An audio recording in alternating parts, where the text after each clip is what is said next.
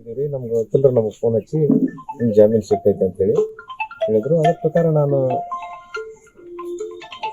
ಬಸವರಾಜ್ ಹತ್ರ ಬಂದೆ. ನಾನು ಏನಿಲ್ಲ, ಅವ್ರಿಗೆ ಜಾಮೀನು ಸಿಕ್ಕಿದ್ದು ಕೋರ್ಟ್ ಅವ್ರಿಗೂ ಒಂದು ತರ ಕಾನೂನೈತಿ, ನಮಗೂ ಒಂದು ತರ ಕಾನೂನೈತಿ. ಯಾಕಂದ್ರೆ ಈಗ ನಾವು ನಮ್ಗೆ ನ್ಯಾಯ ಸಿಗ್ತೈತೆ ಅಂತೇಳಿ ನಾವು ಹೋಗಿದ್ದೀವಿ, ನಮ್ಗೆ ನ್ಯಾಯ ಸಿಕ್ಕಿತ್ತು. ಈಗ ಅವ್ರು ಅದ್ರ ಪ್ರಕಾರ ಅವ್ರು ಹೈಕೋರ್ಟಿಗೆ ಹೋದಾಗ ಅವ್ರಿಗೆ ಇದು ಸಿಕ್ಕೈತೆ ಅಂತಂದ್ರೆ ನಮಗೂ ಏನು ದೊಡ್ಡದಲ್ಲ. ನಾವು ಸುಪ್ರೀಂ ಕೋರ್ಟ್ ಐತಿ, ನಮಗೂ ಇನ್ನೂ ಚಾನ್ಸ್ ಐತಿ, ನಾವು ಸುಪ್ರೀಂ ಕೋರ್ಟ್ಗೆ ಹೋಗ್ತೀವಿ, ನಾವು ಅಪೀಲ್ ಮಾಡ್ತೀವಿ. ನಿರೀಕ್ಷೆ ಮಾಡಿದ್ರೆ ಇರೋದಿಲ್ಲ, ಆಗ್ತೈತಿ ಅಂತೇಳಿ ನಿರೀಕ್ಷೆ ನಮಗೇನು ಇದ್ದಿದ್ದಿಲ್ಲ. ಯಾವ ಕಾರಣಕ್ಕೆ ಅವ್ರಿಗೆ ಜಾಮೀನು ಕೊಟ್ಟಾರ, ಸ್ಟೇ ಕೊಟ್ಟಾರ ಅನ್ನೋದನ್ನು ನಮಗೇನು ಗೊತ್ತಿಲ್ಲ. ಅದನ್ನ ನಾವು ತಿಳ್ಕೊಂಡು ನಮ್ಮ ಇದ್ರ ಮುಖಾಂತರ ನಾವು ಹೋರಾಟ ಮಾಡ್ತೀವಿ. ಸ್ಟೇ ಸಿಕ್ಕೈತೆ ಅವ್ರಿಗೆ ಮತ್ತು ಅಂತ ಇಷ್ಟ ಹೇಳಿದ್ರು. ಅದ್ರ ಪ್ರಕಾರ ನಾನು ಬಸವರಾಜ್ ಅವರ ಜೊತೆಗೆ ನಾನು ಇಲ್ಲೇ ಮಧ್ಯಮದವ್ರು ಎಲ್ಲರೂ ಬಂದಾರ ಅಂತಂದ್ರೆ ನಾನು ಅವರಲ್ಲೇ ಬರ್ತೀನಿ ಅಂತೇಳಿ ನಾನು.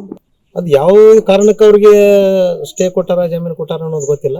ಅದನ್ನ ತಿಳ್ಕೊಂಡು ನಾವು ಅವ್ರಿಗೆ ಸುಪ್ರೀಂ ಕೋರ್ಟಿಗೆ ನಾವು ಅದನ್ನ ನೋಡ್ಕೊಂಡು ನಾವು ಇದು ಮಾಡ್ತೀವಿ. ನಾವು ನಮ್ಗೆ ನ್ಯಾಯ ಸಿಗೋವರೆಗೆ ನಾವು ಹೋರಾಟ ಮಾಡ್ತೀವಿ, ನಿರಂತರ ಮಾಡ್ತೀವಿ. ಸುಪ್ರೀಂ ಕೋರ್ಟ್ಗೆ ಹೋಗ್ತೀವಿ. ಸರ್, ಈಗ ತಾವಷ್ಟೇ ಹೋಗ್ತೀರಾ ಅಂದ್ರೆ ಅದು ನಾವು ಅವ್ರಿಲ್ಲ, ನಮ್ಮ ಹೋರಾಟ ನಾವೇನು ಮಾಡಾಕತ್ತಿದ್ದೀವಿ ಅದ್ರ ಪ್ರಕಾರ ನಾವು ಹೋರಾಟ ಮಾಡ್ತೀವಿ. ಯೋಗೇಶ್ ಗೌಡ್ರಿ ಅಂತ ನಾವೇನು ಕರ್ತು ತಗೊಳ್ಳೋದಿಲ್ಲ, ನಮ್ಮ ಹೋರಾಟಕ್ಕೆ ನಾವು ನಿರಂತರ ಹೋರಾಟ ಮಾಡ್ತೀವಿ. ನಾವು ಈಗ ವಿಚಾರ ಮಾಡಿದ್ದೀವಿ. ನಮ್ಗೆ ವಕೀಲರು ನಮಗೆ ಫೋನ್ ಹಚ್ಚಿ ನಿಮ್ಗೆ ಜಾಮೀನು ಸಿಕ್ಕೈತೆ ಅಂತೇಳಿ ಹೇಳಿದ್ರು. ಅದ್ರ ಪ್ರಕಾರ ನಾನು ಬಸವರಾಜ್ ಹತ್ರ ಬಂದೆ. ನಾನು ಏನಿಲ್ಲ, ಅವ್ರಿಗೆ ಜಾಮೀನು ಸಿಕ್ಕಿದ್ದು ಕೋರ್ಟ್ ಅವ್ರಿಗೂ ಒಂದು ತರ ಕಾನೂನೈತಿ, ನಮಗೂ ಒಂದು ತರ ಕಾನೂನೈತಿ. ಯಾಕಂದ್ರೆ ಈಗ ನಾವು ನಮ್ಗೆ ನ್ಯಾಯ ಸಿಗ್ತೈತೆ ಅಂತೇಳಿ ನಾವು ಹೋಗಿದ್ದೀವಿ, ನಮ್ಗೆ ನ್ಯಾಯ ಸಿಕ್ಕಿತ್ತು.